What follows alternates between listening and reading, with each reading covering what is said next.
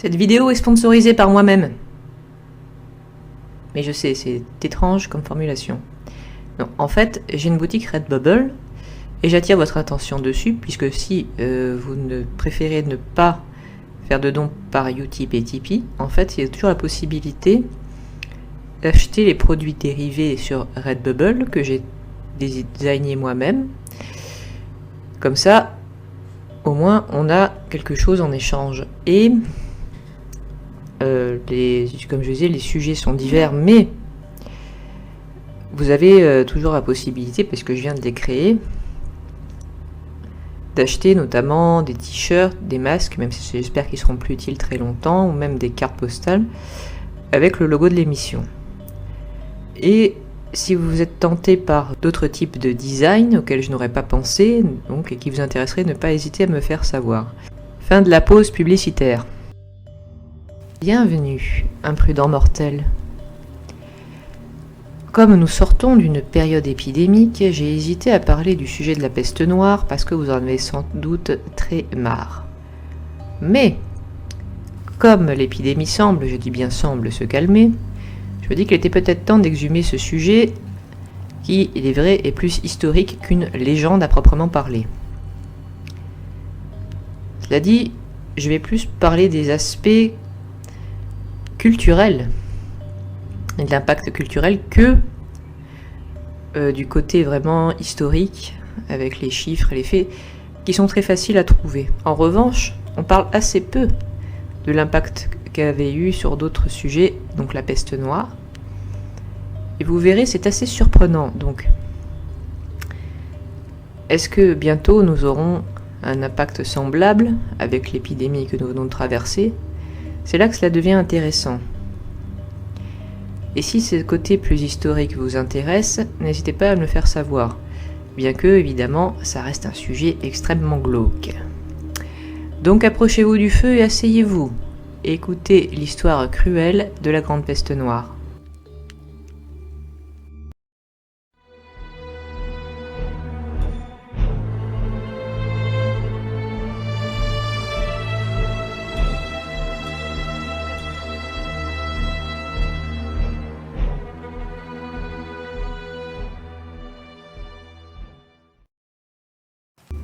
Sans aucun doute, on vous a déjà parlé de cette épidémie en cours d'histoire.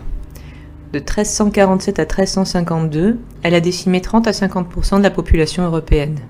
En général, on n'aborde que cet angle clinique. Je ne vous parlerai pas de la propagation de la maladie, son aspect, son histoire, c'est des détails qu'on trouve facilement. Mais les conséquences culturelles, politiques et religieuses sont énormes, mais on entend rarement parler.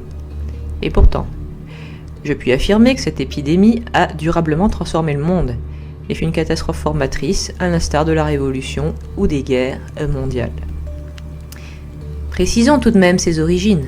Le foyer était en Chine et voyageait durant les guerres entre Chinois et Mongols, les infectés d'origine étant, dit-on, les marmottes des plaines de Mongolie, qui transportaient des puces. Elles se transmettaient ensuite, vous aurez compris, aux humains. En 1346, des Mongols assiègent Kaffa, qui était un comptoir génois en Crimée, et avant de se replier, ils ont l'idée de catapulter leurs cadavres par-dessus les murailles de la ville, une guerre bactériologique avant l'heure. Et ça fonctionne. Des marins génois tombent malades et répandent l'épidémie dans tous les ports commerciaux où ils se rendent. Marseille, Gênes, la Sicile, Venise, Constantinople, autant de lieux où on n'était plus habitué à la peste, inconnue en Europe depuis l'Antiquité, la peste de Justinien au 6e et 7e siècle, dont on doute d'ailleurs qu'elle était bien une peste aujourd'hui. D'autres épidémies ont pu frapper entre-temps, mais il s'agissait en fait d'autres maladies, identifiées à tort à la peste. Mais en 1346, c'est bien la peste bubonique ou noire qui trouvera en Europe un foyer de contagion sans anticorps. La maladie progressera en Italie, en France, en Allemagne, en Espagne, puis gagnera la Grande-Bretagne. Seuls certains pays du centre de l'Europe de l'Est seront épargnés. Vous devez connaître le mode de propagation. Les puces, transportées par les rats, abondants, étant d'hygiène moins rigoureuse qu'aujourd'hui. D'autant plus abondant qu'il y avait alors peu de chats, considérés depuis une bulle ou décret du pape Innocent III, qui fut pape de 1160 à 1216, comme des créatures de Satan. Donc on avait pour habitude de les pourchasser, mais pas de les posséder. Le fait de rarement changer les draps ou les vêtements de nuit faisait aussi en sorte que les puces de lit abondaient. Mais les gens d'alors, pas au fait des méthodes de contagion, croyaient la maladie transmise par les vents, par la consommation de poissons de mer, elle est étrange cette idée, la vue des malades ou leurs odeurs, d'où le terme d'empester et d'odeur pestilentielle, voire le simple fait de songer à la maladie, ce qui n'est pas complètement impossible si on considère le pouvoir de l'autosuggestion. Quoi qu'il en soit, on brûlera bien souvent des plantes odorantes pour assainir l'atmosphère, mais rien n'y fit. Le seul autre moyen consistait à barricader chez eux les malades, et parfois leurs parents toujours bien portants avec d'ailleurs, voire à boucler des quartiers entiers au moyen de murs de peste. On en construira plus tard à Édimbourg, dans la rue Mary King Close, ou en Provence en 1720. D'ailleurs, la rue Mary King Close, si vous la connaissez pas, a la réputation d'être toujours hantée par les gens malades de la peste, ou pas d'ailleurs, morts d'inanition derrière les murs. La colère divine, à cette époque très chrétienne, est souvent évoquée. Pour expier les péchés de l'époque, les flagellants, qui étaient des pénitents, voyageront de ville en ville où ils se fouettent au sang sur la place centrale. Ironiquement, ils vont propager la maladie en se déplaçant, et le pape Clément VI condamnera leurs agissements.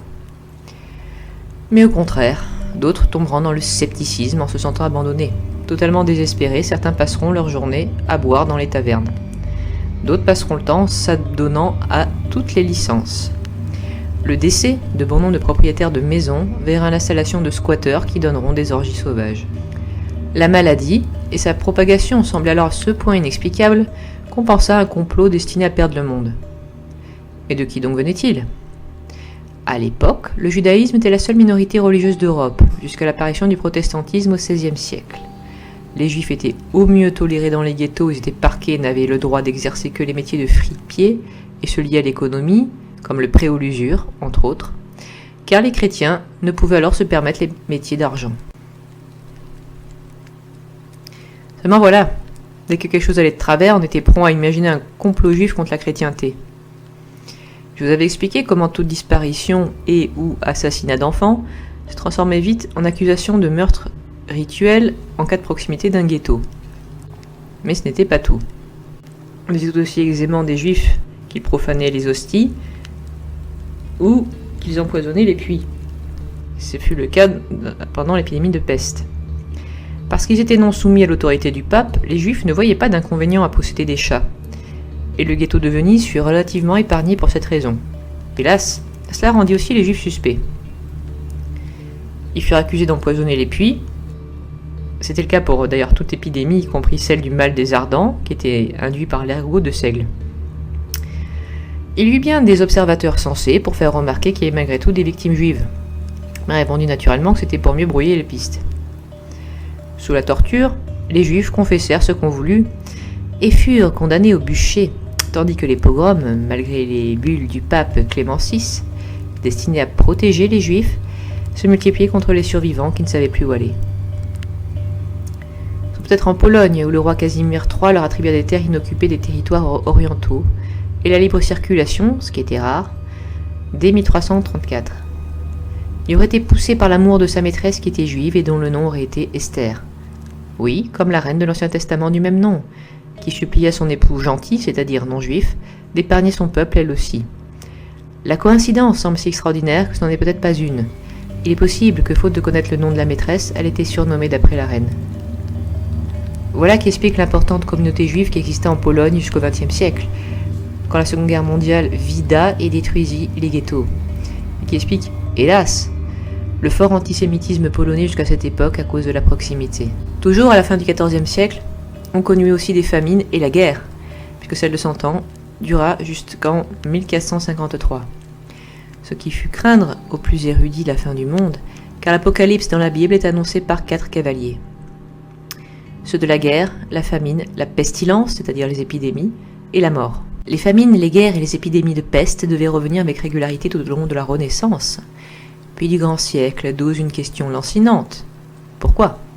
Quel mauvais agissement des humains avait pu leur valoir la vengeance divine ? Les peuples eurent peur de ne pas s'être montrés assez zélés ou assez purs dans leurs pratiques, et ce drame leur fit perdre beaucoup de leur insouciance. On se posa des questions. Les papes n'avaient-ils pas eu le tort, pour commencer, de s'installer en Avignon plutôt qu'à Rome? Dès 1378, la papauté se réinstalle à Rome. Clément VI avait pourtant survécu, assez avisé pour écouter les conseils des médecins qui avaient toujours suggéré de s'installer dans une pièce où brûlaient 2 feux, toujours dans le but d'assainir l'air, et où le pape était seul, sans même ses serviteurs, ce qui lui évita le contact avec des contaminés. Mais rien n'y fit. L'Église catholique paraissait trop corrompue dorénavant. Ce n'était pas totalement faux, elle était très riche. Les indulgences étaient alors soumises à un commerce. Les indulgences, ce sont des rachats entre guillemets de péchés qui nous sont remis quelle que soit la gravité de la faute commise. Les indulgences sont aujourd'hui gratuites et on les obtient par exemple au terme d'un pèlerinage. Mais comme je l'ai dit, à l'époque, elles pouvaient être soumises à un commerce. Les prélats, quant à eux, n'étaient pas toujours très préoccupés de leurs vœux de chasteté. Les papes pouvaient avoir des neveux qui étaient en fait leurs enfants. Martin Luther, né en 1483, créera le protestantisme un siècle et demi après l'épidémie. Il avait très certainement été influencé par les différents réformateurs qui s'étaient exprimés depuis, comme Jean Hus, né en 1369 et mort en 1415. Dès 1402, ce dernier s'est levé contre les erreurs du catholicisme. Je le cite. Donc, y aurait-il eu un désir de réforme dans des temps moins troublés? Eh bien, on peut en douter. J'ajoute que les protestants, sous leurs différentes formes, seront à leur tour victimes de persécutions. Certains seront poussés à émigrer au Nouveau Monde pour en réchapper, à commencer par les puritains aux règles de vie très rigides, ou les pères pèlerins du bateau Mayflower en 1620, et que les Américains d'aujourd'hui voient comme leurs ancêtres. On ne s'en prie pas qu'aux Juifs et aux Huguenots d'ailleurs. La Reconquista espagnole se termina en 1492, chassant Juifs et musulmans du royaume d'Espagne. Par la suite, l'Inquisition, fondée en 1478, poursuivit toutes sortes d'apostats. Dans le reste de l'Europe, vous devez vous rappeler que l'Inquisition fut aussi à l'œuvre, et que la grande chasse aux sorcières se déclencha aussi à partir de 1376. L'idée derrière la dite chasse aux hérétiques était qu'une secte démoniaque cherchait à perdre l'humanité.